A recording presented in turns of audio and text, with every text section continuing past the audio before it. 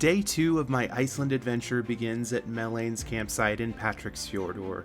After cooking some breakfast, I'll break camp and head west toward Látrabjarg.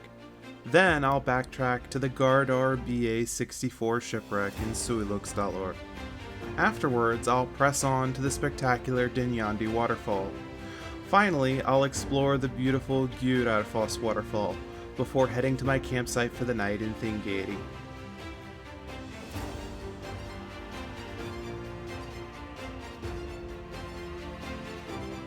My first stop of the day are the sea cliffs at Látrabjarg. A little over 30 miles away from my campsite, the trip will take around 1.5 hours.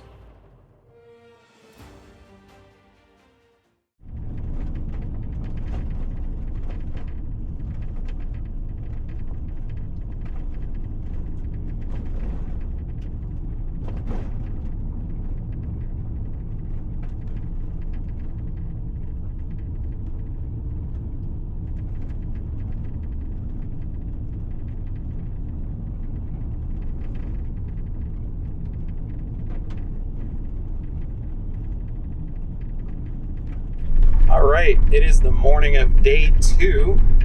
I just got done camping at a beautiful beach, and I'm getting ready to go over the switchbacks to get back onto the road to head to Látrabjarg, which is the westernmost point in Iceland. It is one of the best places in Iceland to see puffins. It's a fantastic nesting spot for puffins and a bunch of other birds. Unfortunately, I don't think I'm going to see any puffins today because the puffin season actually ended around mid-August, I believe, and it's now early September. So unless there's some stragglers that are lost, I don't think I'm going to be seeing any puffins. But it is the westernmost point in Iceland, and I believe it's considered the westernmost point in Europe as well. So I'm going to be heading there. I've got a little bit more than an hour, about an hour and 20 minutes to get there. It's a very short distance. It's only 30 miles, but because of all the fjords and the coastal roads that follow the contour of the fjords, it takes absolutely forever to get there. And also, because I'm driving on a ton of unpaved roads, I have to go really slow. This vehicle is not four-wheel drive. It's not really meant for off-roading. Thankfully, these roads are relatively well maintained, but not really supposed to be going on all-terrain type roads. But it is absolutely an adventure. It was an adventure getting here yesterday. A little bit of a nail biter going up and down the mountain over those switchbacks kind of reminded me of some of the roads that I went on in the Faroe Islands. This scenery is absolutely spectacular. You get these jagged, high-top mountains with the kind of stepped sides. You've got these beautiful little fjords and inlets, rocks absolutely everywhere.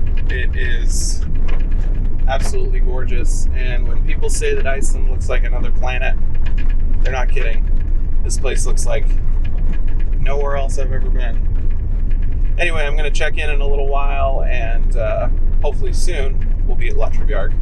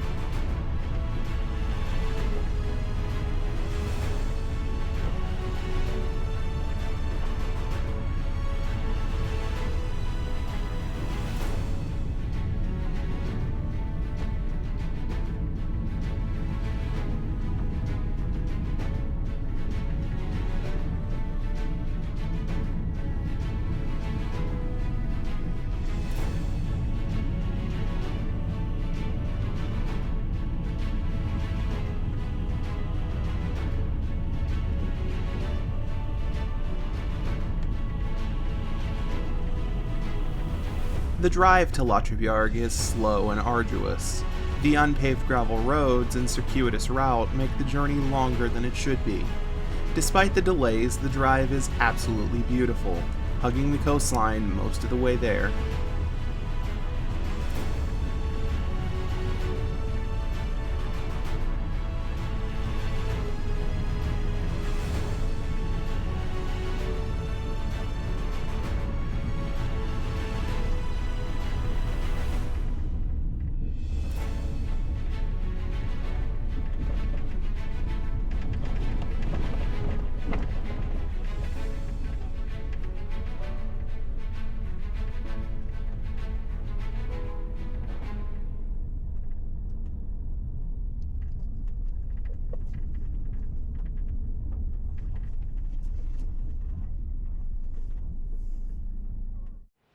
Látrabjarg, a popular tourist destination in Iceland, is often credited as the westernmost point in Europe. A prime nesting spot for puffins and a handful of other seabirds, Látrabjarg attracts throngs of eager bird watchers and photographers year-round. Sadly, puffin season is now over, and the cliffs are quieter than usual. While the birds are the main attraction here, towering sea cliffs and sweeping vistas more than make up for their absence.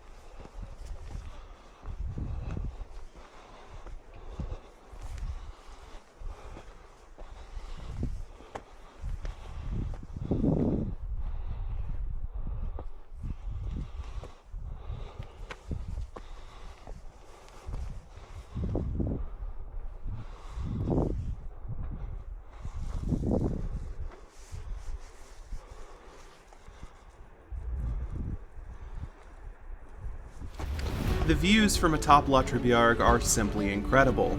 Stretching nearly 9 miles along Iceland's western coast, the jagged cliffs plunge over 1,400 feet at their highest point. During the height of the summer breeding season, millions of birds nest in Látrabjarg's rocky outcroppings and crevices. While puffins tend to steal the show here, the cliffs are also home to a few other species of birds, including razorbills, fulmars, cormorants, and kittiwakes. The hike along Látrabjarg's cliffside trails can be treacherous, but the views at the top are nothing short of spectacular. As far as the eye can see, the glittering North Atlantic stretches out below. It's here, at the edge of the world, that I'm struck by just how beautiful Iceland can be.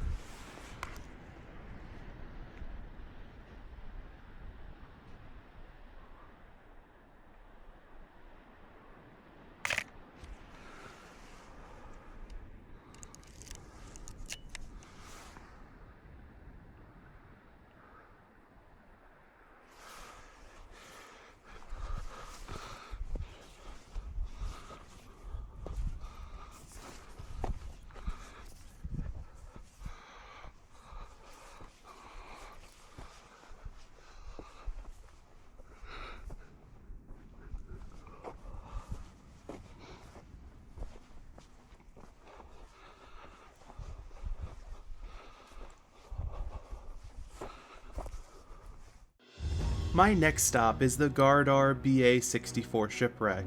Located in Suðurskálur, the shipwreck is around an hour away from the sea cliffs in Látrabjarg.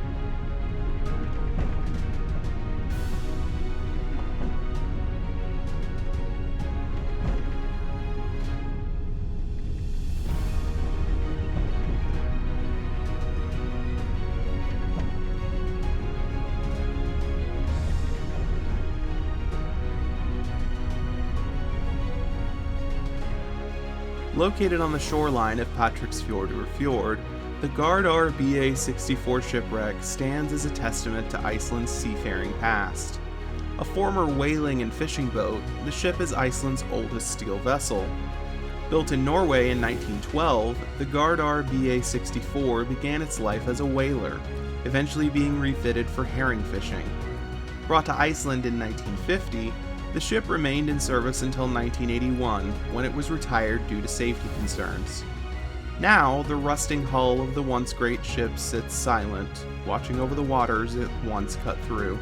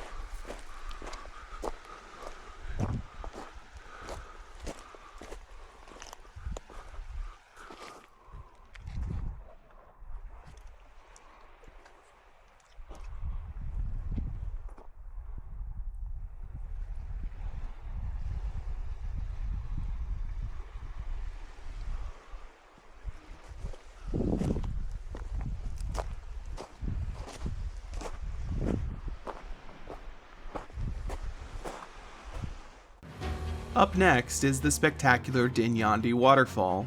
Nestled within the Arnarfjordur fjord, Dynjandi is around an hour away from the Garðar BA 64 shipwreck.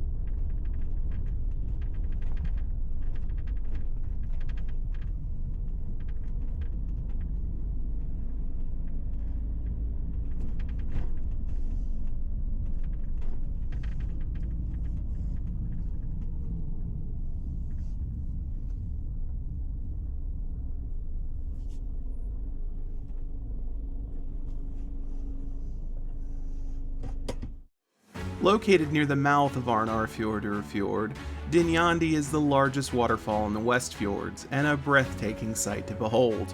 At 330 feet tall, Dynjandi dominates the landscape, dwarfing the 6 other waterfalls that cascade down in its shadow. As you approach Dynjandi, the deafening roar of falling water envelops you, making it easy to see why it earned its Icelandic moniker, Thunderous.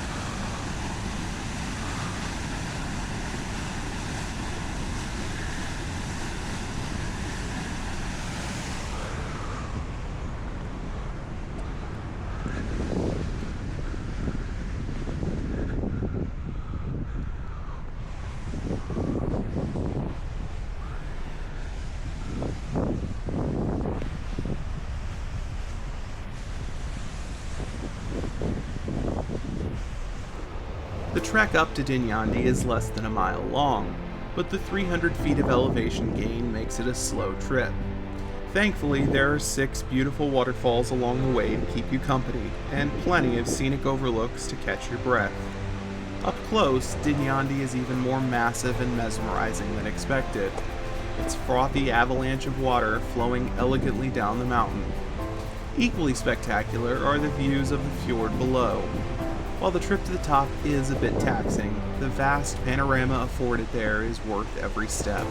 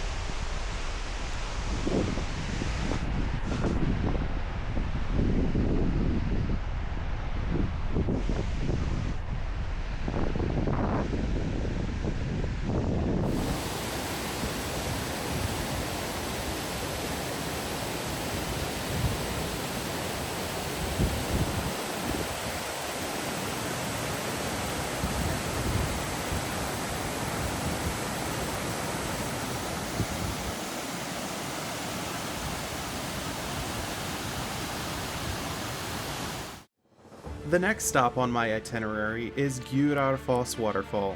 Located on the other side of Arnarfjörður, Gljúfurárfoss is just 20 minutes away from Dynjandi.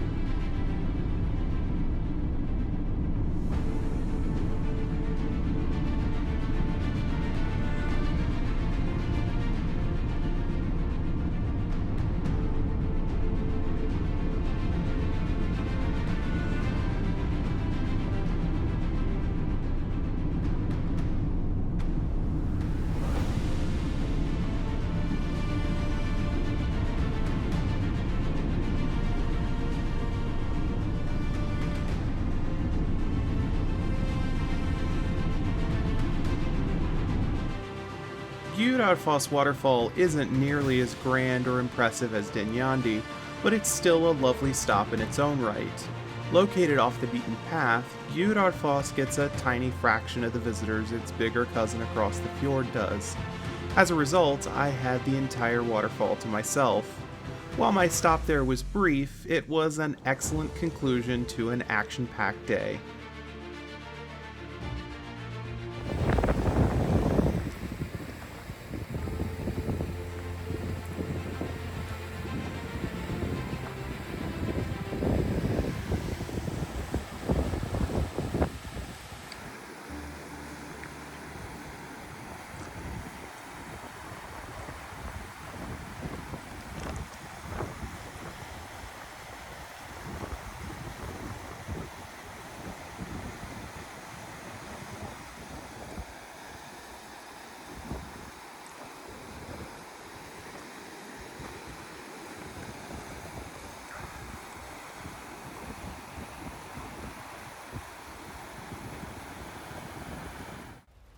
My final stop of the day is Þingeyraroddi Camping Ground in the small village of Þingeyri.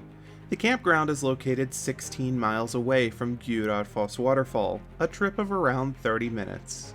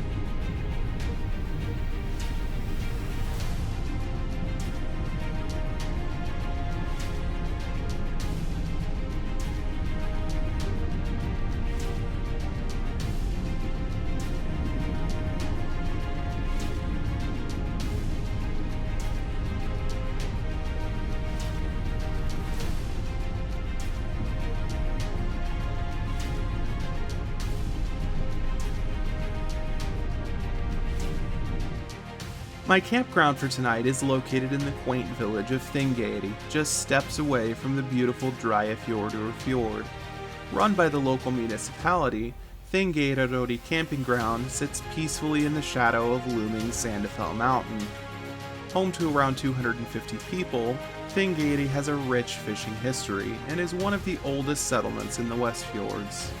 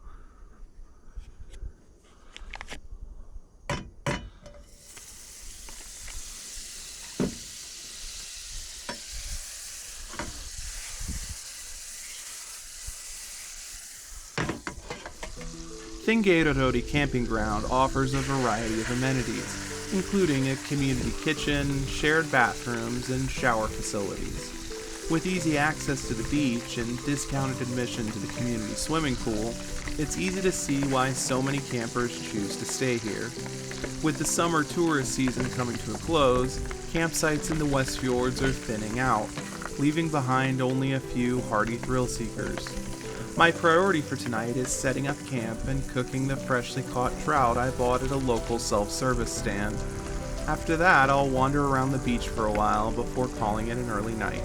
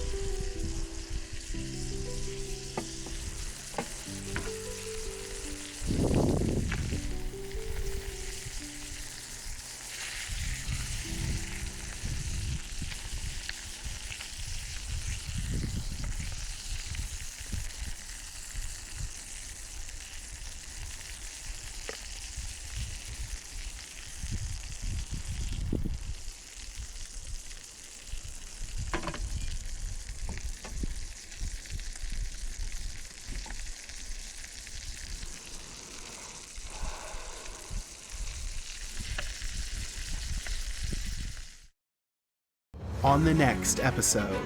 Well, good morning. It is the morning of day 3, and I am heading to my first stop of the day, which is a beautiful scenic overlook in a little village called Holt.